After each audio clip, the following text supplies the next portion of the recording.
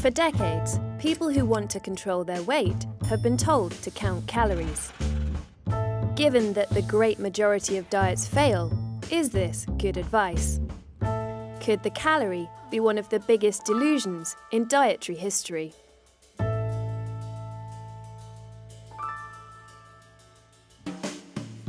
The idea of counting calories was introduced by Wilbur Atwater.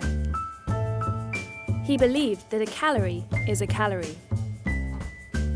His theory was that a calorie provided the body with an equal amount of energy, no matter what kind of food or micronutrient it came from.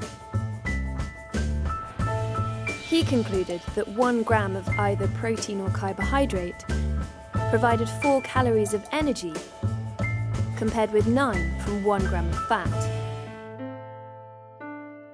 And, more than a century later, that series of numbers, 449, remains in standard use around the world today to calculate the energy that we get from foods.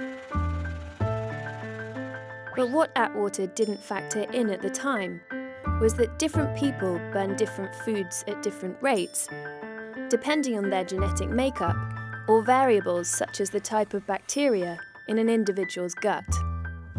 And cooking food will increase the amount of calories a person can absorb from it. Atwater's findings led to the misconception that fat always leads to more weight gain than other foods, including sugar. This theory has shaped dietary policy in the West for decades.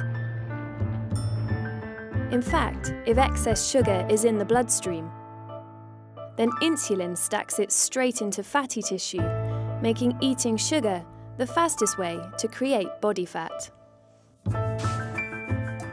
The fault is not entirely Atwater's. In 1967, the sugar industry secretly funded Harvard University research designed to point the blame for rising obesity levels at fat rather than sugar.